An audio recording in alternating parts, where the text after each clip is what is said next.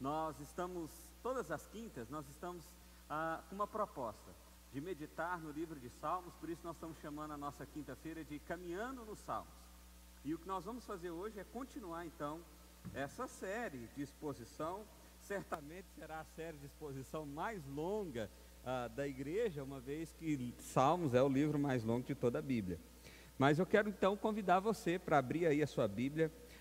Aliás, antes eu quero dizer para você sobre o que nós vamos meditar. Vai ser um passado glorioso, um presente desastroso. Salmo de número 44. É isso mesmo. Você não ouviu errado. Um passado glorioso e um presente desastroso.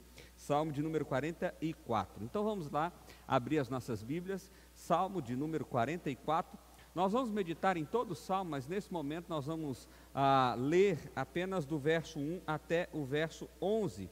E diz assim a palavra do Senhor. Com os nossos próprios ouvidos ouvimos, ó Deus.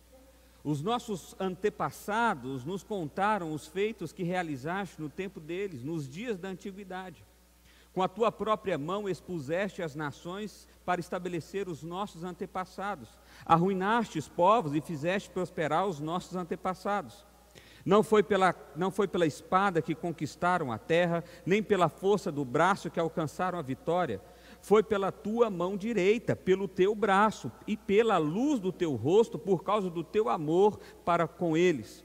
És tu o meu rei, o meu Deus. Tu decretas vitórias para Jacó.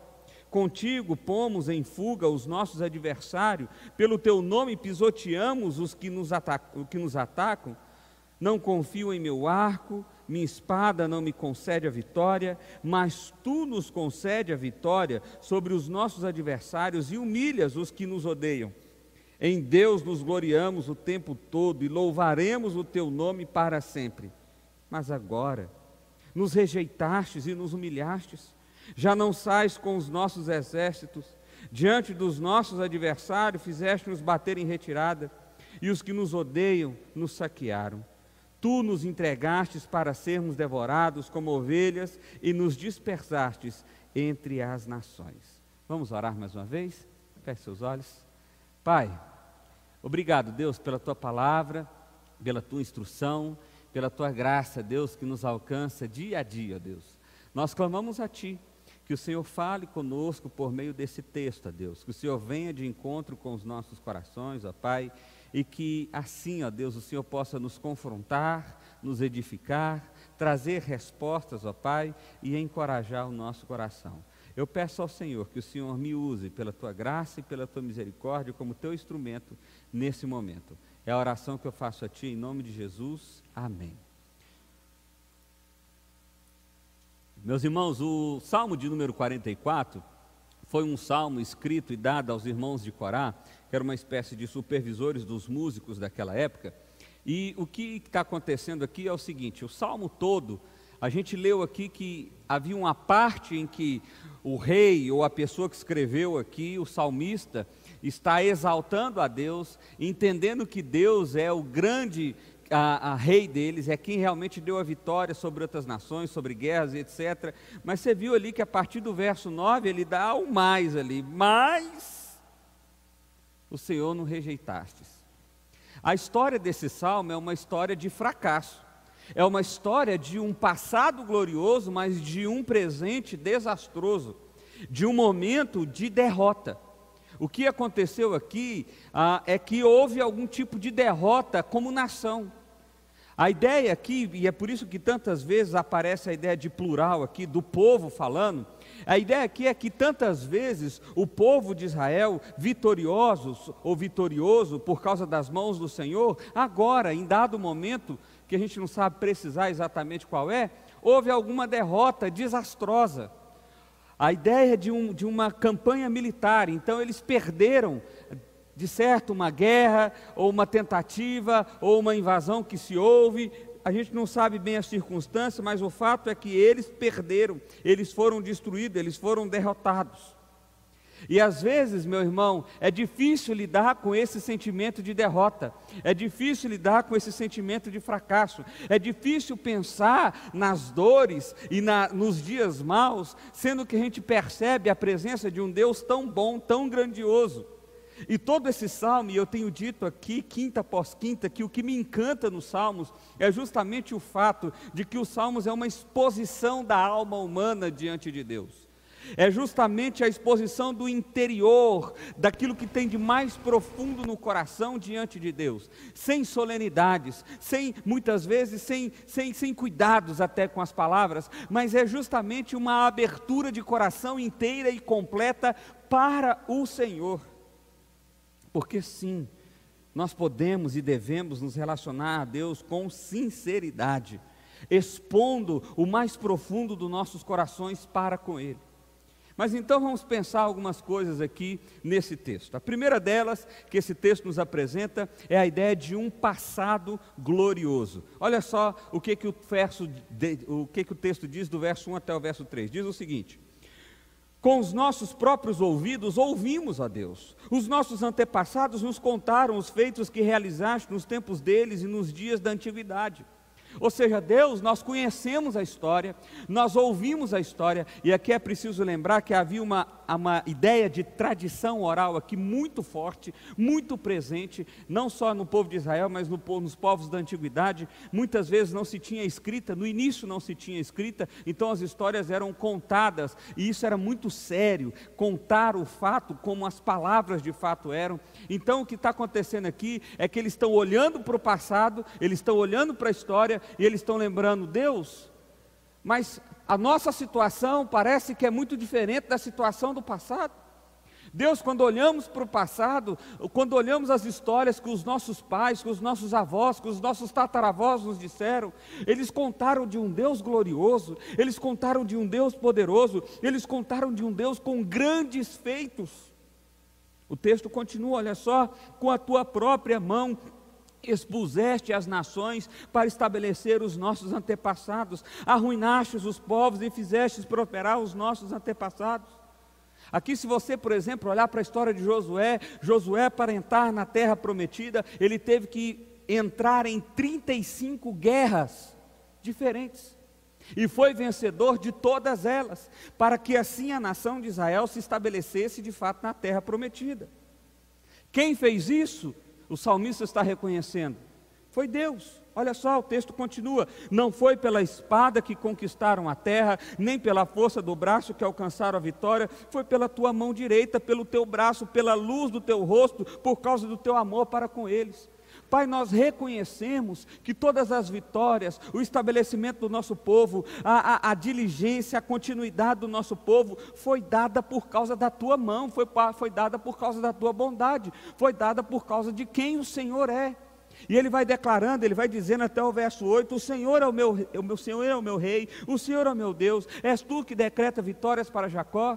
E assim ele vai exaltando o nome de Deus, lembrando os feitos de Deus, lembrando a ação de Deus, falando quem Deus é, exaltando o nome de Deus. Mas aí, meu irmão, aí chega o verso 9. Aí chega o momento da dor, aí chega o momento da derrota, aí chega o momento da destruição. E o questionamento do salmista, a angústia do salmista aqui, é a angústia que tantas vezes eu e você temos. Ou quantos de nós já não olhou para as histórias aqui da Bíblia e já não pensou: mas assim é fácil. Moisés batia o cajado, o mar abria, tinha nuvem de dia, mas caía comida do céu. Assim é fácil. Abraão falava direto com Deus, mas desse jeito aí, Jeremias tinha muitas visões. E a gente olha para o passado, e às vezes um passado até mais recente, do Novo Testamento, mas Jesus veio, Jesus fez milagres, Jesus ressuscitou pessoas, Jesus fez cegos enxergar, Jesus fez surdos ouvir, Jesus fez paralíticos andar. E agora? Nós muitas vezes olhamos para o passado, olhamos até mesmo para o nosso passado, para as nossas experiências com Deus, para aquilo que Deus fez e realizou em nossas vidas, E tantas vezes nós nos perdemos no passado e deixamos de aproveitar aquelas histórias justamente para animar o nosso coração. O que está acontecendo aqui agora, meu irmão, é justamente o que acontece comigo e com você. Aliás, é bem possível, eu pesquisando sobre o Salmo 44, é muito difícil achar alguém que tenha exposto esse Salmo. É raro as pessoas que fizeram isso, e as que fizeram até o verso 8, onde as coisas são maravilhosas, onde só exalta o nome do Deus, ou o nome de Deus. Mas olha só o que diz a partir do verso 9, acompanha aí comigo nesse slide. Se o passado foi glorioso demais, em segundo lugar o texto nos apresenta um presente desastroso. Ele diz assim: mas agora nos rejeitastes e nos humilhastes, já não sais com o nosso exército. É como se o povo estivesse dizendo, o salmista estivesse dizendo: Senhor, antes as vitórias que nós conseguimos pelos seus braços, conseguimos porque o Senhor foi adiante de nós, conseguimos porque o Senhor nos fez vitoriosos. Aliás, não foi nós que vencemos, nós não confiamos na nossa espada, nós confiamos em Ti. Mas agora, Senhor, agora eu estou perdendo as batalhas, agora eu estou saindo derrotado. Senhor, o Senhor não vai mais nas minhas lutas. Você já teve esse sentimento, meu irmão? Senhor, o Senhor não está mais comigo. Senhor, parece que o Senhor não se importa mais com as lutas que eu estou travando. Você já teve esse sentimento? Esse é o sentimento do salmista. Ele continua: diante dos nossos adversários fizeste-nos bater em retirada, os que nos odeiam nos saquearam, tu nos entregastes para sermos devorados como ovelhas e nos dispersastes entre as nações, vendeste o teu povo com uma ninharia, nada lucrando com a sua venda. A ideia dele aqui é: Senhor, o que o Senhor está ganhando com isso? Permitindo que os inimigos nos derrotem, permitindo que nós sejamos derrotados nas nossas empreitadas de guerra, permitindo que as nossas batalhas não sejam vencidas. Ele diz: é como se estivesse vendendo o seu povo por uma ninharia, não vale nada, não está lucrando nada com isso. O que o Senhor está ganhando com isso? É o clamor do salmista, é o desespero do salmista. O que o Senhor está ganhando com isso? Meu irmão, perceba que esse sentimento às vezes já rondou o nosso coração e talvez esteja de fato rondando o seu coração. Deus não se importa comigo, Deus não se importa com as batalhas da minha vida, Deus não está presente nas lutas que eu estou lutando. E a pergunta é: o que Deus está ganhando com esse meu sofrimento? É a mesma pergunta que Jó fez, por exemplo. Tu nos fizestes objeto de vergonha dos nossos vizinhos, de zombaria e menosprezo dos que nos rodeiam. Está todo mundo, Deus, zombando de nós. Está todo mundo, Deus, menosprezando, nos humilhando. Nós viramos agora nada. Aquele passado glorioso, vitorioso, aquele passado em que o nosso povo se fez grande, em que o Senhor foi o nosso braço forte, em que não foram as nossas espadas que venceram, mas foi o Senhor quem venceu, parece que ele ficou para trás. Adam Clarke, um comentarista, ele diz o seguinte: agora o passado pode ter parecido somente com histórias românticas, porquanto descrições rebrilhantes sobre os antigos dias, que falavam em vitórias e glórias, pareciam não ter aplicação à situação presente. Tantas vezes, meus irmãos, é assim que nós pensamos. Alguém nos fala sobre o Evangelho, alguém nos diz sobre o Evangelho e diz: olha, você é pecador, o seu coração é mau, você precisa ser salvo, você precisa ser redimido. Olhe para a sociedade, olhe para o mundo, observe que nada vai redimir o mundo, observe que dia após dia nós podemos ter mais conhecimento, mais tecnologia, mais cultura, mais história, mais experiência, e ainda assim a sociedade não melhora, ainda assim a sociedade não evolui. Parece, na verdade, que nós estamos caindo. Parece que todos os sistemas já pensados, filosóficos, ideológicos, políticos, não contribuíram de fato para uma melhora social. Nós mudamos de esquema, nós mudamos de ideologia, nós mudamos de filosofia, mas a verdade é que o caos continua instalado na nossa sociedade. O caos continua instalado nas nossas vidas, o sofrimento é presente. E aí você pergunta onde está Deus nisso tudo, e quando você personaliza esse sofrimento, quando é a sua dor, quando é a sua batalha, quando é a notícia de uma doença terminal, quando é a notícia de que a empresa não vai prosperar, quando é a notícia de que o emprego se perdeu, quando é a notícia de que um desastre se instalou, nós perguntamos: aonde está o nosso Deus que não está lutando as nossas batalhas? Aonde está o nosso Deus que não está à frente das nossas pelejas? Parece que o passado glorioso que nos é contado de um Deus que se fez carne, de um Deus que curou coxos, curou paralíticos, curou cegos, surdos, mudos, curou pessoas que estavam doentes há muitos anos, restaurou dignidade de pessoas, transformou a vida de pessoas. Parece que essa narrativa é muito distante da nossa realidade, uma vez que estamos envolvidos à dor. E esse é o sentimento do salmista. É isso que ele está falando para o Senhor. Ele está reconhecendo que Deus continua rei, ele está reconhecendo que Deus continua soberano, ele está dizendo: foi o Senhor, tu nos entregastes, nada tem lucrado, tu nos fizestes objeto. Ele está reconhecendo que a soberania de Deus está instalada, ele não está dizendo que Deus saiu do trono. O que ele está tentando entender é: o que Deus está ganhando com o meu sofrimento? Essa é a pergunta de $1 milhão, né? Essa é a pergunta difícil de responder. Mas antes da gente responder, vamos caminhar só mais um pouquinho, olha só. Porque existe mais um elemento aqui. Olha só, ainda nesse ponto, um presente desastroso, mas agora nesse próximo slide, preste atenção. Nossos corações não voltaram atrás, nem os nossos pés se desviaram da tua vereda. Todavia tu nos esmagastes e fizeste de nós um covil de chacais, e de densas trevas nos cobristes. Se tivéssemos esquecidos o nome do nosso Deus e tivéssemos estendido as nossas mãos a um Deus estrangeiro, Deus não teria descoberto, pois Ele conhece os segredos do coração. Contudo, verso 22, por amor de ti enfrentamos a morte todos os dias, somos considerados como ovelhas destinadas ao matadouro. Talvez você estava pensando, na medida que eu estava contando a história aqui para você, lendo o texto para você, e pensando assim: pastor, mas esse deve ser um daqueles casos em que Israel pecou contra Deus, desobedeceu a Deus, não quis ouvir a voz de Deus, e foi por isso que Deus permitiu que eles fossem punidos. Não é esse o caso aqui? Não. Aqui, especificamente nessa situação, não é esse o caso. Aliás, o reconhecimento do salmista é diferente.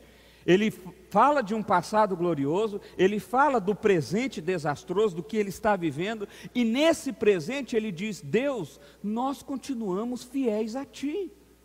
Nós não adoramos a deuses estrangeiros, nós não negamos o Teu nome, nós não deixamos de fazer aquilo que o Senhor disse que era para fazer. E aí ele diz aqui, quando ele faz essas perguntas: Deus não teria descoberto, pois ele não conhece os segredos do coração. O salmista está dizendo: não veio nenhum profeta nos confrontar, a palavra do Senhor não chegou até nós para confrontar o nosso pecado. Então, se Deus soubesse de um pecado, Ele já teria dito, Ele já teria apontado, Ele já teria falado. Mas não era esse o caso, não era isso que estava acontecendo nesse caso específico. Pastor, mas que coisa louca! Então quer dizer que eu posso sofrer, eu posso perder as minhas batalhas, mesmo não estando em desobediência contra Deus? Sim, meu irmão.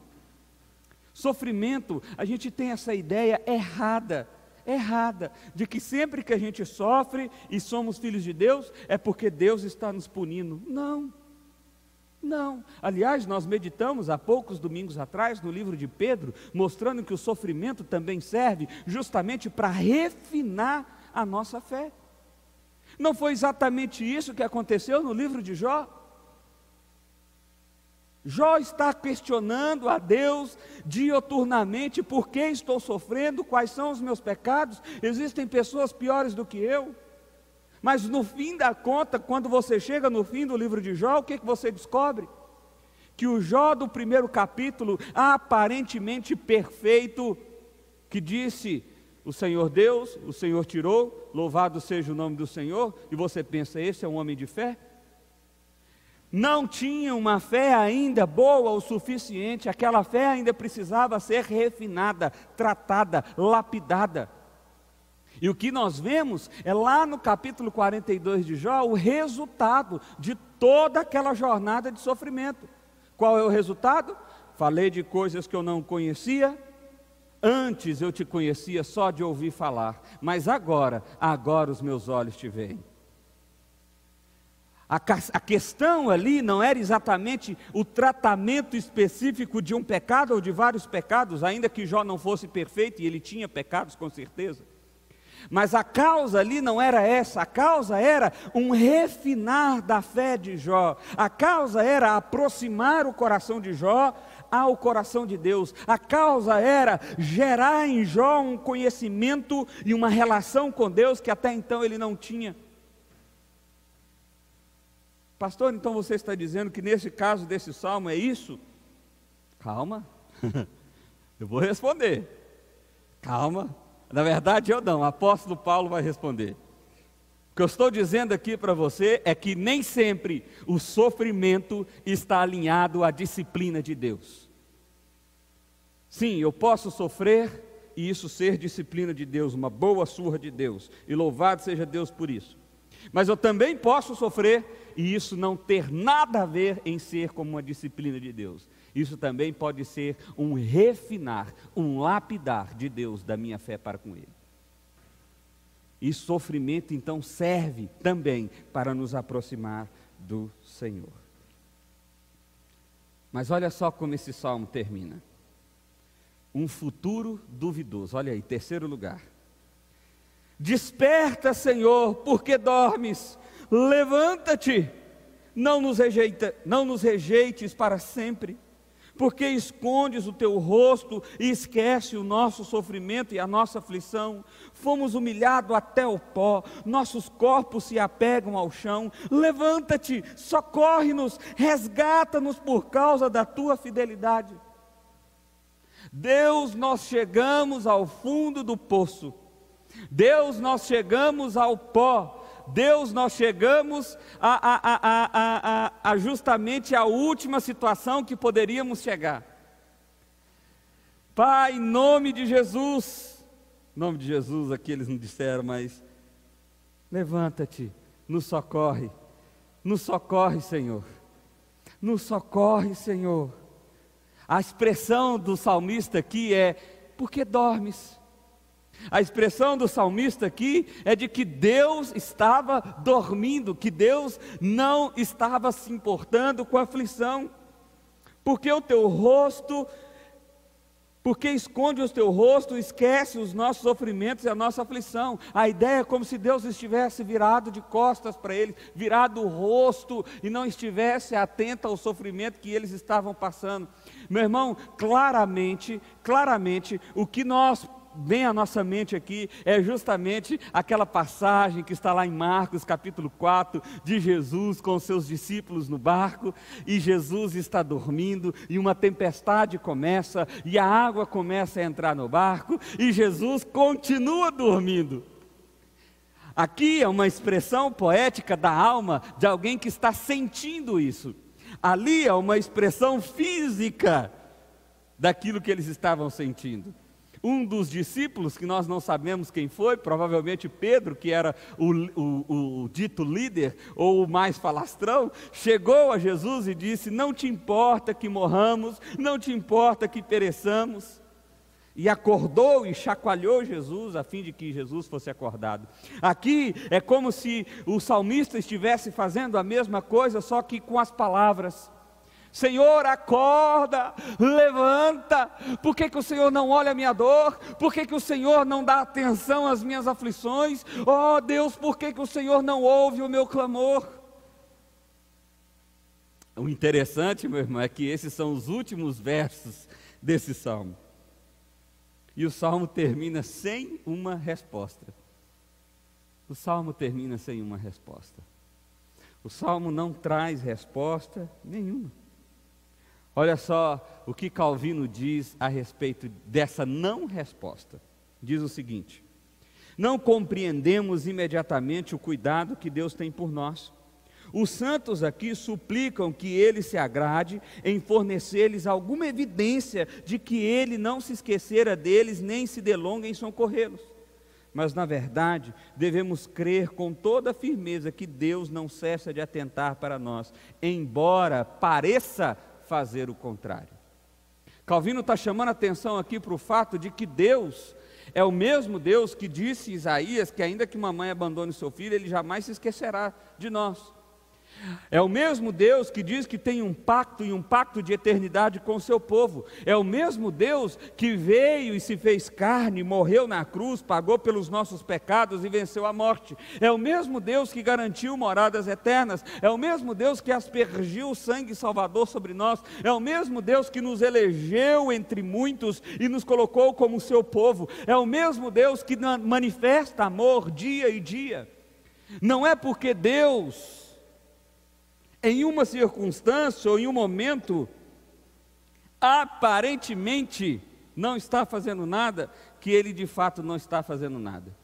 Quando nós voltamos para a história de Marcos capítulo 4, de Jesus dormindo, você lembra o que aconteceu? Jesus se despertou, olhou para o vento, olhou para o mar, falou: aquieta-te, acalme-se. O vento se aquietou, o mar se acalmou, fez grande bonança. E o que aconteceu? Os discípulos ficaram assustados e perguntavam: quem é esse que até o vento e o mar lhe obedecem?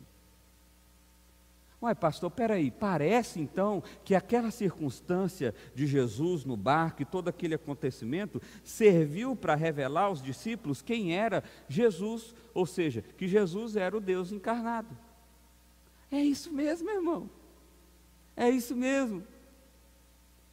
Muitas vezes, meu irmão, nós vamos passar pelo sofrimento, e isso não significa que Deus virou as costas para nós. Isso não significa que Deus não está presente. Quer ver uma coisa? Qual a resposta do Evangelho? Eu disse a vocês que é o apóstolo Paulo quem responde esse texto. Então eu quero trazer essa resposta para você. Olha aí projetado, Romanos capítulo 8, do verso 34 ao verso 39. Diz o seguinte: quem os condenará? Foi Cristo Jesus que morreu, e mais, que ressuscitou e está à direita de Deus, e também intercede por nós. Quem nos separará do amor de Cristo? Será tribulação, ou angústia, ou perseguição, ou fome, ou nudez, ou perigo, ou espada? Como está escrito, olha só, meu irmão, ele está citando agora o Salmo 44, o mesmo salmo que acabamos de ler. Por amor de ti enfrentamos a morte todos os dias. Somos considerados como ovelhas destinadas ao matadouro. São as palavras do salmista no versículo 22 do Salmo 44. Ele está reproduzindo e reinterpretando esse texto e trazendo luz sobre esse texto para nós. E aí Paulo continua dizendo o seguinte: mas em todas essas coisas somos mais do que vencedores, por meio daquele que nos amou. Pois estou convencido de que nem a morte, nem a vida, nem anjos, nem demônios, nem presente, nem futuro, nem quaisquer poderes, nem altura, nem profundidade, nem qualquer outra coisa da criação será capaz de nos separar do amor de Deus que está em Cristo Jesus, o nosso Senhor. Pastor, o que Paulo está dizendo aqui? Paulo está dizendo o seguinte: nós podemos passar por sofrimento. Sim, nós somos como ovelhas no meio de lobos.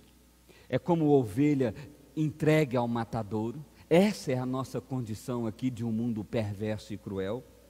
Mas isso não significa que Deus não está presente, porque nada pode nos separar do teu amor.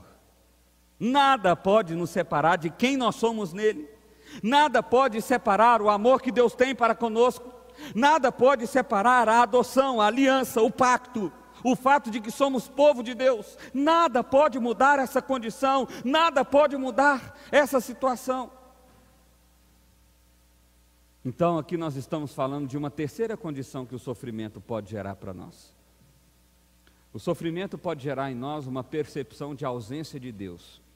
E Paulo está dizendo que o Salmo 44 é justamente isso que o salmista disse, que Deus estava ausente. Mas o que o Salmo está trazendo luz sobre esse Salmo para nós aqui é o seguinte, ele está dizendo, olha, o salmista um dia pensou que Deus estava ausente, mas Deus não estava ausente, Ele não estava dormindo, Ele não estava com o rosto virado, pelo contrário, Ele estava e continua estando, manifestando o teu amor nos propósitos que muitas vezes nós não podemos entender, mas o que nós precisamos entender é que nada pode nos separar do amor de Cristo. O que nós precisamos entender, que nem a vida, nem a morte, nem presente, nem futuro, ainda que você tenha um passado glorioso, ainda que você olhe para frente e pense com dúvidas sobre o dia de amanhã, nada pode te separar no tempo, no espaço, acima, abaixo, em lugar nenhum do amor e de quem Deus diz que você é. Você é alguém amado por Deus. Você é alguém amado por Deus, meu irmão. É isso que Paulo está dizendo, interpretando esse texto do Salmo 44. Mas eu quero trazer uma outra resposta do Evangelho, aliás, concordando com essa resposta, palavras de Jesus lá no Sermão do Monte, olha aí Mateus 5, verso 10 a 12, diz o seguinte: bem-aventurados os perseguidos por causa da justiça, pois deles é o reino dos céus. Bem-aventurados serão vocês quando por minha causa os insultarem, perseguirem e levantarem todo tipo de calúnia contra vocês. Alegrem-se e regozijem-se, porque grande é a recompensa de vocês nos céus, pois da mesma forma perseguiram os profetas que viveram antes de vocês. Jesus está dizendo o seguinte: olha, você quer passar pela dor e pelo sofrimento? Olhe para a eternidade que eu lhe garanto.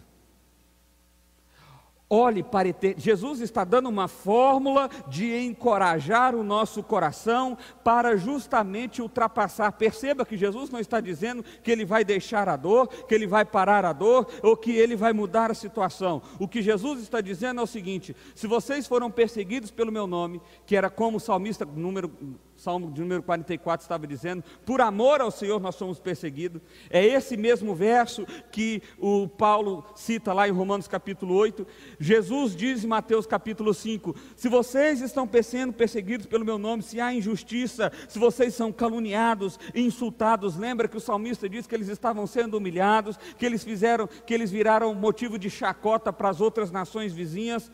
Jesus está dizendo, não se importe com isso. Não olhe para isso, não deixe o seu coração dar atenção a isso, pelo contrário, alegre-se e regozije-se ao saber quem vocês são, ao saber qual é a recompensa que lhe é garantida, ao saber que vocês são herdeiros dos céus. Alegrem-se. Pastor, que loucura! Então quer dizer que o sofrimento pode servir para me fazer olhar para a eternidade? Sim, é isso mesmo, e Jesus está dizendo uma palavra de coragem para mim e para você, uma palavra de ânimo para mim e para você, diante da dor. O que fazer então diante disso tudo, meu irmão? Vamos tentar concluir isso aqui. Em primeiro lugar, olha só, a história dos grandes feitos de Deus servem para nos mostrar e lembrar quem é o nosso Deus. Você nunca deve esquecer das histórias do passado, das histórias que estão narradas lá no Antigo Testamento, no Novo Testamento, ou mesmo das experiências que você já teve com Deus em dias anteriores. Aquele Deus que fez maravilhas é o mesmo Deus, ainda que você espere que Ele faça maravilhas hoje. Mas Deus nunca disse que iria ficar fazendo maravilhas e maravilhas e maravilhas e maravilhas. Ele disse que ia redimir o seu povo. Ele disse que ia salvar o seu povo. Ele disse que ia conduzir o seu povo para uma herança eterna. É isso que Ele disse. Muitas vezes nós confundimos os céus. Nós achamos que os céus é aqui, é agora, e que Deus tem que pelear, lutar, resolver todas as minhas batalhas. Mas não. Nós estamos num dia de dor, num momento de dor, numa circunstância de dor, o sofrimento faz parte da vida e nem sempre Deus vai resolver todas as suas batalhas. Isso não significa que Ele não é Deus. E olhar para o passado te ajuda a lembrar quem é Deus. Segundo lugar, o sofrimento do presente não revela um Deus distante, mas sim um Deus eterno. Pastor, por que Deus não resolve todas as minhas batalhas, todas as minhas lutas, todas as minhas angústias, aqui e agora? Porque se Ele fizesse isso, você já estaria no céu. Você quer saber como que Deus resolve todas as suas angústias, todas as suas lutas e todas os seus medos e todo o seu sofrimento? Quando Ele te leva para os braços dele, ou seja, da nossa perspectiva, quando a gente morre. É assim que Ele resolve todos os nossos problemas, porque Ele nos faz vitoriosos sobre a morte. Paulo, ponto 3, olha só, Paulo interpreta esse texto mostrando que o sofrimento não leva para uma nos leva para uma realidade eterna. Paulo está dizendo o seguinte: olha, nada pode nos separar do amor de Cristo e vocês são mais do que vencedores. O que significa isso? Meu irmão, isso é muito importante. Tem muita gente que usa essa expressão, nós somos mais do que vencedores, para dizer que Deus nos dará vitória sobre todas as lutas e sobre todas as batalhas que nós enfrentamos hoje. Mas é muito pelo contrário. Paulo está usando esse termo, somos mais do que vencedores, para dizer que em Cristo e por causa de Cristo e pelo fato de que nós não podemos ser separados do amor de Cristo, nós somos mais do que vencedores, apesar das lutas, apesar do sofrimento, apesar dos dias maus, porque a nossa herança está na eternidade.